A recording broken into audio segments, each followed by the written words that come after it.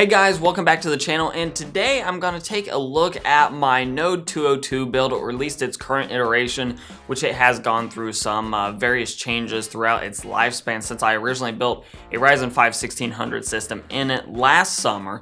So I'm putting it back together to actually take it to my brother's house. My place is going through some renovations, so I have to get out of the house for the day on Wednesday, so I want to bring my computer with me so I can actually do some gaming throughout the day on Wednesday. So let's go ahead and take a look at the build, and I'll go over a few things that you should be considering if you're planning on putting together a secondary PC, maybe a small form factor PC like the one that I'm looking at, to be taking to other people's houses, other places.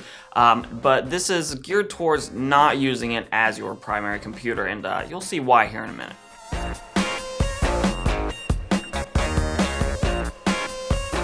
Okay, to get this kicked off a little bit, I just want to go over a couple of things that are already in this case to begin with. Obviously, this is a Node 202 from Fractal Design. This is the one they sent over for review and for a system build last year. So again, thanks to Fractal Design for sending this back about a year ago. Over here is the power supply that's included. This is just an SFX 450 watt power supply, which is way more than we're actually going to need for this build. And under the modified Wraith Spire cooler, we actually have a Ryzen 3 2200G right now, and that's housed inside this BioStar X370 Racing ITX motherboard. And before you run out and buy this mini ITX board, the reason I have this particular board is only because at the time it was the only mini ITX AM4 board on the market, so I don't recommend this motherboard. Actually, the UEFI BIOS is pretty bad. The support for the Ryzen APUs is pretty weak as well, especially if you're planning on getting a Ryzen 2 processor. That's a second generation Ryzen 2000 series processor. Do not get this motherboard. In fact, at this time, there are some other good options in the mini ITX realm of AM4. So like I said, just don't get that motherboard. So now with a secondary PC like this, and I know that some of you don't have the luxury of having multiple PCs,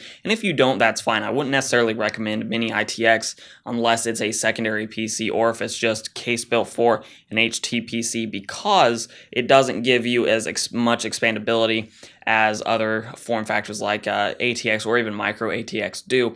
But if you are going to go the secondary PC route, mini ITX is a great option, and really so is micro ATX if you're planning on, especially if you're planning on toting your computer around.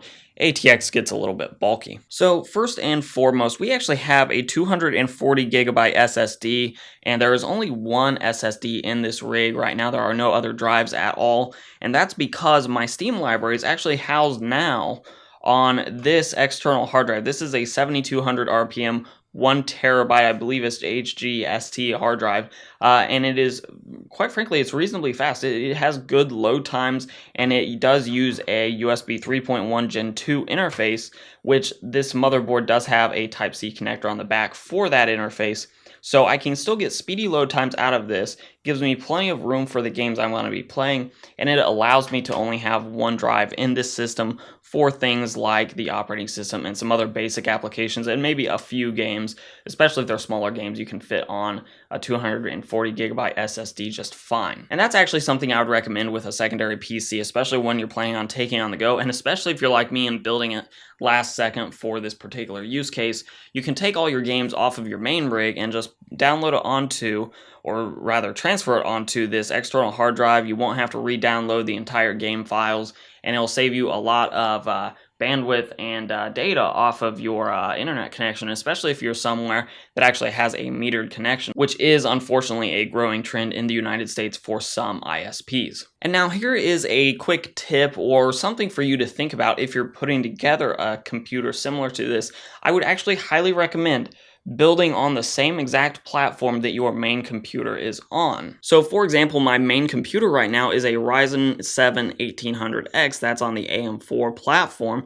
And then if you go down here, we have the Ryzen 3 2200G also on the AM4 platform. And the reason I recommend staying on the same platform here is because then when I upgrade my main computer, it acts as a double upgrade for this computer. Because let's say I decide I wanted to get a Ryzen 7 2700X this week when it actually launches. I can then take that 1800X and put it onto this computer. Now sure, because it's small form factor and because it's cooler limited, I wouldn't get the same overclock out of it, but that would be a huge upgrade for the 2200G. So you get this double upgrade thing going on if you stay on the same platform. Now, as far as components go, you'll notice that I don't currently have any RAM in this computer, and that's because I don't have any spare DDR4 just laying around. So actually, before I go to my brother's house, I'm just going to yank some DDR4 out of one of my other computers and just throw it in here for the day. But again, don't overdo it on RAM for your secondary PC, especially if it's one that sees limited use.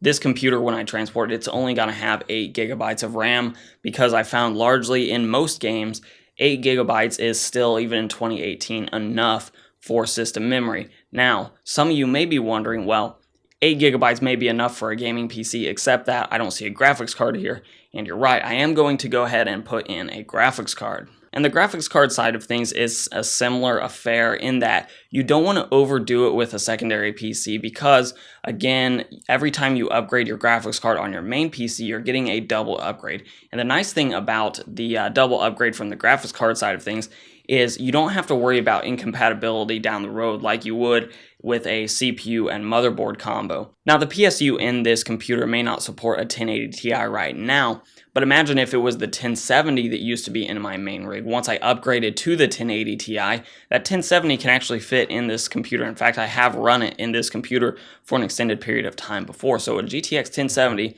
is more than possible on a small form factor computer like this.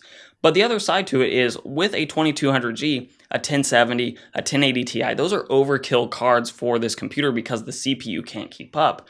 So when you're first putting these computers together, you actually want to see if you can pair the CPU with a GPU where neither of the two sides are going to be a huge bottleneck. So the GPU is not outpacing the CPU in gaming by a lot, and vice versa. The CPU isn't overkill for what the GPU can output. So for this particular build and for this iteration, I'm actually just going to use this 1050 Ti because it's laying around, and also because I feel like it's a really good pairing with the 2200G. That's just a quad-core Ryzen processor. And of course, the added benefit here is that when the card is actually in the computer, it doesn't take up a whole lot of space, as well as the fact that it does not need any of these extra PCIe power connectors. So I can just slot it into the computer and it's off and running, and then I still have this entire chamber over here if I had like an extra drive maybe that I wanted to somehow mount in there, or maybe if I just had extra cables and stuff stuffing them over here, they could just all get run over here and tied off down here and out of the way. So for those of you that are planning on building a secondary PC, especially if it's a small form factor PC like in a Node 202, hopefully this video gave you a few tips, pointers, or just some things to think about as you start parting that PC together. And if it did, give it a like, share, subscribe, and comment down below and let me know some other pointers that you may have for somebody that's putting together a secondary PC. You can follow me as always on Instagram and on Twitter at Hoosier Hardware, and also as always, I'll let YouTube queue up a couple more different videos from my channel for you to watch. I'm Shane with Hoosier Hardware, and I'll see you guys in the next video.